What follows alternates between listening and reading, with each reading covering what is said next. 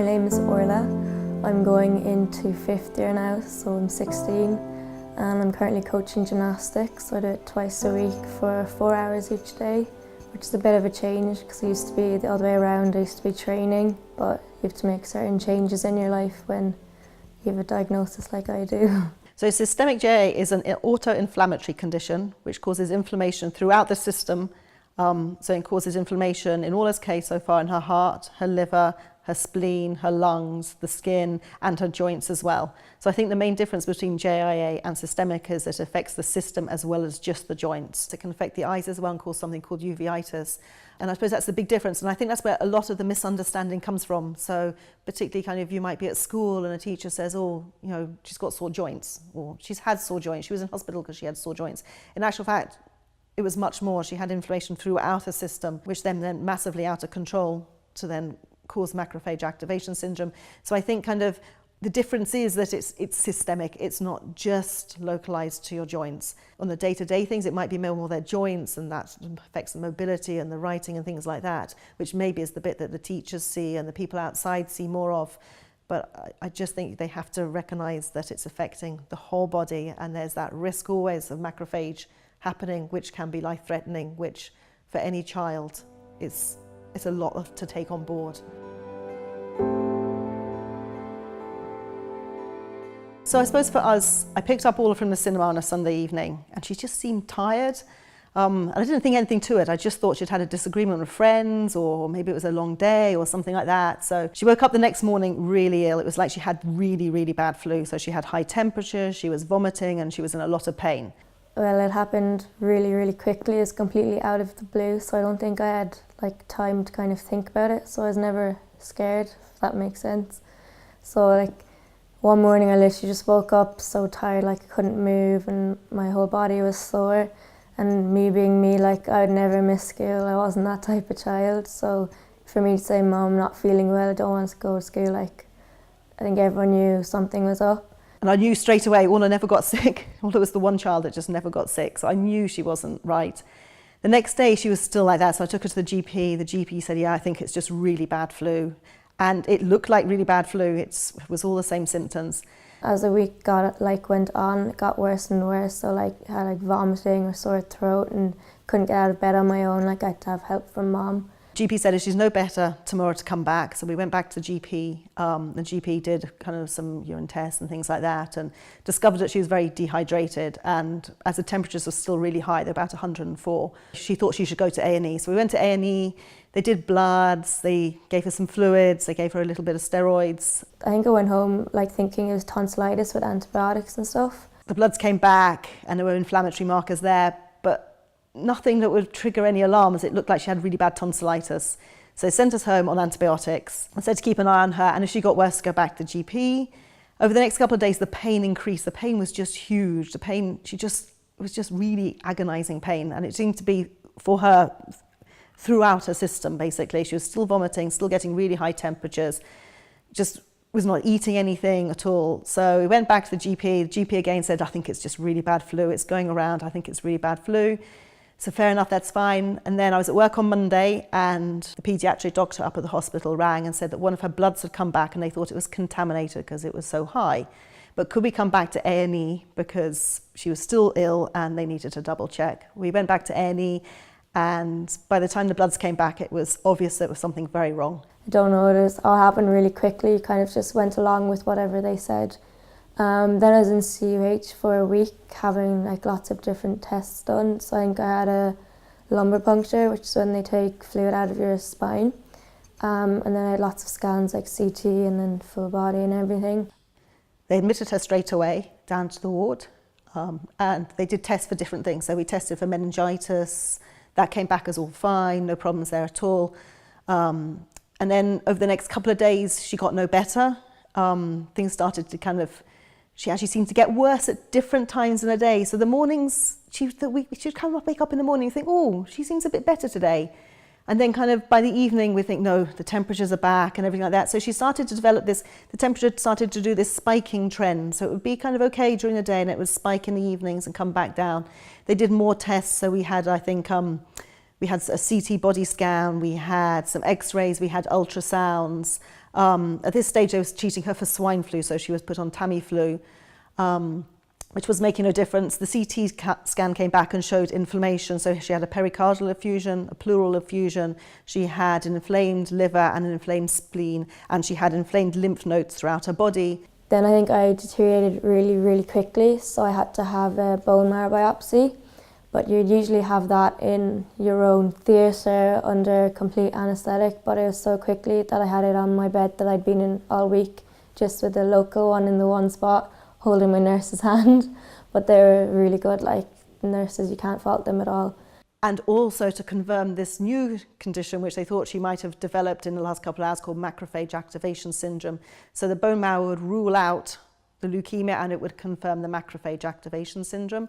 So they did the bone marrow and it came back and confirmed macrophage activation syndrome, but it didn't confirm leukemia, which as a parent, I think, oh, thank goodness for that. Little did I know much about macrophage activation syndrome at that time. They then said they were transferring her to Crumlin, and when she got to Crumlin, she would most likely go to intensive care because of the macrophage and because her bloods were escalating so quickly and because of all her other inflammation within her system. And then I was transferred up to Crumlin on my own in the ambulance, didn't have mum or dad, so I think that was kind of a bit unsettling. Then when I got there, I was put into intensive care, which was really weird, like a huge room with different machines, and the nurses weren't even in there, they're outside the door, like analysing it on computers. And when we got there, she was in intensive care, and we had to just wait for them to do a few things before we could see her. And at that stage, we saw the rheumatologist, and she said that they were convinced she had macrophage, they were going to treat her for macrophage. And actually macrophage was part of systemic JIA. So that was the first time that we heard anything about systemic JIA. And I think with systemic JIA, it's very much a kind of the diagnosis of elimination. So they have to eliminate loads of other conditions before they can get to that diagnosis. So to begin with, thinking, oh, they must know what's wrong with her, they must know. But the doctors had to go for the process. They had to say, it's not this, it's not this, it's not this. And then there was only one thing it could be, and it was systemic. And I think as a parent, that's important to know that the doctors are doing their best. It just is a process that they have to go through to come up with the final diagnosis and the correct treatment then. And then it didn't really end in hospital. It also came outside when going home, like you're still kind of recovering, like getting your strength back and getting used to a huge change in your life. And it can be a slow process. You know, for us, I suppose she was a week at home and then 8 days in hospital before moving to Crumlin. So for us, it was a 2 weeks kind of diagnosis. But for some people, it can be longer because they don't present quite so extreme as Orla did in the first case. So when she was in ICU, they started off with kind of methylprednisolone, I think it is, and that was in very high doses, so they gave her that. And they also started on her biological medicine straight away called anakinra, so that's an injection which is taken every day. It doesn't appear to have any side effects actually to her health every day, which is brilliant. So there's no nausea, there's no stomach pain, but it has a lot of inconvenience with it. So it has to be taken roughly about the same time each day. It has to be kept in the fridge. It has to come out half an hour to an hour before you take it. If you travel, you've got to think logistically. I've got to travel on an airplane. I've got to have my cold packs. I've got to have my letters. I've got to make sure I've got them with me the whole time, as it's her main biological. It's the most important of all. Well, since I was diagnosed, since the first time I've ever taken my anakinra, which is my injection, I've never missed a dose because I just wouldn't want to risk it. And the side effects, like not even side effects, like just what would happen would be, like we don't know, like could land up in hospital, like in the same situation I was in when I was first diagnosed. So I've never ever missed a dose of that. So that's why it's more panicky, like when I would go abroad, because I wouldn't know what to do because you don't know what will happen. And I think it was a question then of working out kind of the doses and what to add to the anakinra as the steroids were lessened. We then moved to IV steroids, and then we moved to kind of oral steroids, and the dose of anakinra stayed the same, but they added another drug called methotrexate. Methotrexate and anakinra, that are your main ones that keep you healthy and going. You can't miss them at all. But it has one lovely advantage, which as a parent I think is brilliant. It can be stopped, and within 24 hours it's out your system, whereas some biologicals aren't. So if you get an infection, you're going to have to treat that infection on top of your biological, which makes it harder to treat, whereas the anakinra you can just stop. And as a parent, I like that idea. It can just be stopped and it's out your system, and you can then treat any infection you need to do. I also do methotrexate. I used to do it as an injection, but it has really a lot of side effects that definitely I found worse anyway. So they'd make you feel really nauseous, and then literally just seeing the colour yellow just brought it all back anyway. So then I was changed to tablet form, which is easier, but it still has side effects. And then there's ones that will be more big in the long run, you can't drink a lot with it, and having children with it, it's not advised because they'd have a lot of additional stuff with it. So then coming off that in the future is a big thing for me. Over the time, we've kind of added Plaquenil, another drug, to it as well. We've managed to decrease the methotrexate a little bit, which has a lot of side effects. The Plaquenil has, as far as we can see, no side effects at all. They check her eyes every now and then. There's a few issues that can happen with eyes, but they check that. And the steroids are kind of like a necessary evil. They're absolutely brilliant at what they do, but in high doses, we had quite a lot of side effects with them. We're on a much lower dose this time, so there's kind of no side effects. But out of all of them, the steroids would be the hardest one, I think, for all the children to take, yeah. So it is keeping it at bay, all your medicines are actually doing something, even though they do get so tiring, and some days you just don't want to do them at all. If something's happened or she's had a breakthrough flare, so she gets a breakthrough flare, she might get temperatures or rashes or increased pain, increased fatigue or stiffness in the joints and stuff like that. The one time I didn't have my methotrexate, I had my systemic rash, and my doctor said it was one of the most amazing rashes they'd ever seen. So it is it's bright red, it can vary, it's kind of blotchy.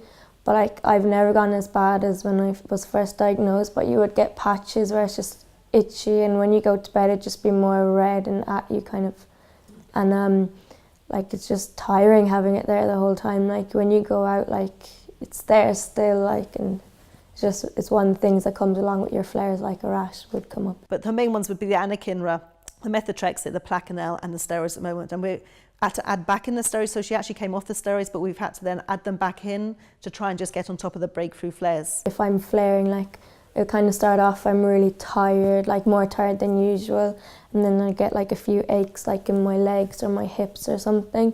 It kind of really does vary where the aches happen. But then occasionally you'll get your rash, which is one of the ones you have to look out for and be really on top of, because if it gets bad you do need to inform your doctors, because you don't know how far it could go. And then also with me, I get temperatures, so they'll be really, really high or really, really low. Lately I'd get really low ones, so I'd be very cold at night, but I'd feel hot.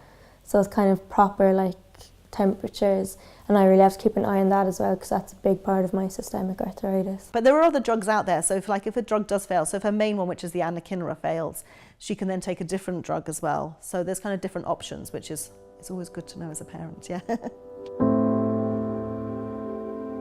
I don't think there's any good age to be diagnosed, but I'm not sure 13 when you're in first year of secondary school is a great time. Well, with school, I definitely miss a lot more than I would have in the past, because the flares, you never ever know when they're going to come up. Well, obviously, if I do a big long walk, I know for the next few days I'm not going to be able to do anything at all. I'll just be in bed doing nothing.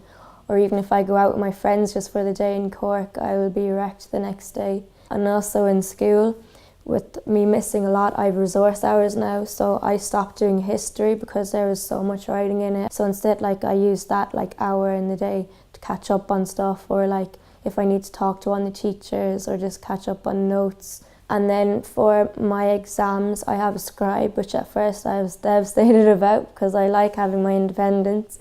But it was definitely one of the best things that could have happened, because for my junior cert I was in a room on my own, so I wasn't stressed. So I'm kind of grateful that I'm in my own room and have my own bit of space, and I get my extra 20 minutes, so I can write if I want to, but there's the help there. I wouldn't be one to complain and talk to my friends about what I have a lot. I talk to my close ones and just say oh, I'm not feeling well, or I'm feeling a bit low today, and fed up. But then kind of when I am missing it, it's kind of when it's the whole group together. So I don't think I'd tell my close friend and then they can just tell the rest of the group, but I'm not sure if they fully understand it, because obviously you can't unless you have it or you've kind of come into contact with it.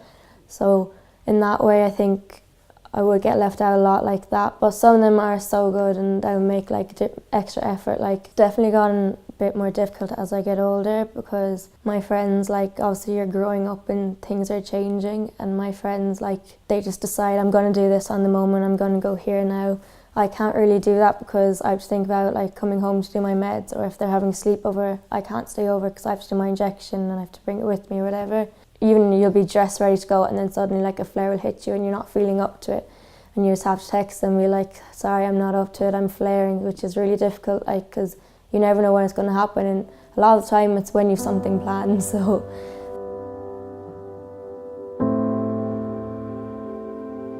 the wonderful rheumatology nurse up at Crumlin came to me one day when she was in ICU and told me that a friend of his, or an acquaintance, Wendy, was starting up a support group called iCAN. He couldn't give me any details because he didn't have any phone numbers or any contact things, but he said go home and Google them, and I'm sure something will come up by the time you're there. So I went home and it did, and they were doing a Laugh and Learn Day up in Cork, and I remember just sending a kind of quick email saying, please can I sign up for it? And Wendy got back and said, oh, there's no problem, we can put you down for that, but also we have a private forum which is support for parents, and we also do other like events for kids and things like that. For us as a family, it's been brilliant. It's great to kind of talk to people who have been through similar things, their children going through similar journeys, they're taking the same medicines, they're going through the same side effects, the same issues at school and things like that. So it's just great. And I think it's lovely as well for the kids to meet other kids in similar situations, and for siblings as well. It's lovely for the siblings to actually go away and see other siblings with it, and to be able to have a bit of the fun bit of the diagnosis of their sibling, you see what I mean? They can go to like the water activities and stuff.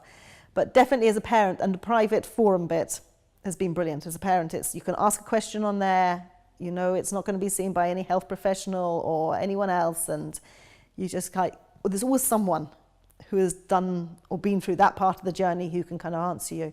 So for us, iCAN has been absolutely brilliant. Yeah.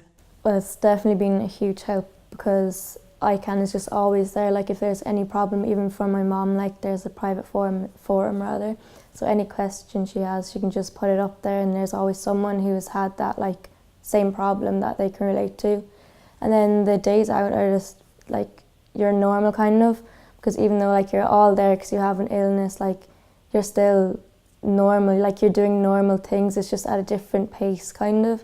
So you're all doing it at your own level, like, and everyone understands that people are going to do it like at a different speed or whatever, and you can all still try it, or if you don't want to, that's fine. But it's also really good because your siblings are involved as well. So my sister gets to go, which is good, because I think sometimes she's kind of thrown to the side, like when someone has an illness, like other people are thrown out the window a bit. So it's nice that she gets to come and have fun, like, and kind of see it like for herself. Like, I think it also helped her understand it more, like. But it's nice that she gets to have fun as well, like, and be involved with it as well. And then so there's so many different activities you get to do, like there'll be water ones, or like walking around the zoo, I think we did that before, or just like pamper days. Just depends really, but it's nice because everyone can get involved in a different way. My closest friends are from iCAN, like we have a group chat and everything, and we stay in touch, and if there's ever a problem you can give them a text and they're there for you anyway. So I mean, things have definitely changed, but if anything, it's made the whole family stronger, kind of. I definitely think that with my mom, like, she really would be like my rock when it comes to it, because, and my dad as well, he was there through all of it when I was being first diagnosed. But my mom was shocking with needles, like she would faint at the sight of it. And the first 6 months when I was diagnosed, she'd do my injection every day till I felt comfortable doing it.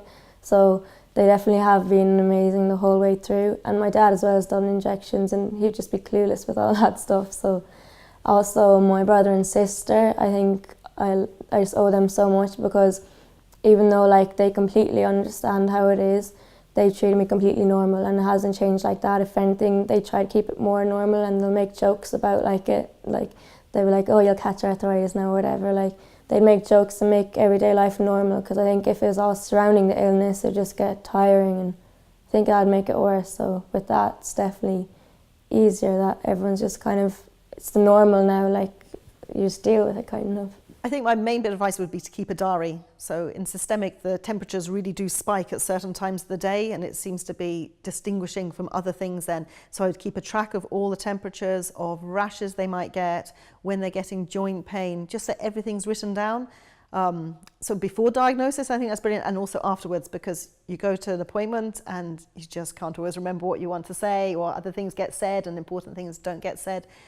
So I think that would be my biggest bit of advice, yeah. It's not just a disease that old people have, and there's so many different types of arthritis, and that's what people need to understand. Like, it affects everyone in a different way, and it is a chronic illness, so it's there for the rest of your life. Like, when I first got out of hospital, some of my teachers were asked, oh, are you okay now? Like, are you better now? And you're like, well, I'm okay now, I have my meds, but I'm still going to have it for the rest of my life, and it's going to flare. And I probably will end up in hospital at some point. Like, it doesn't just go away. It is a long-term illness, and I think that's what people need to understand. Like, you still need this support.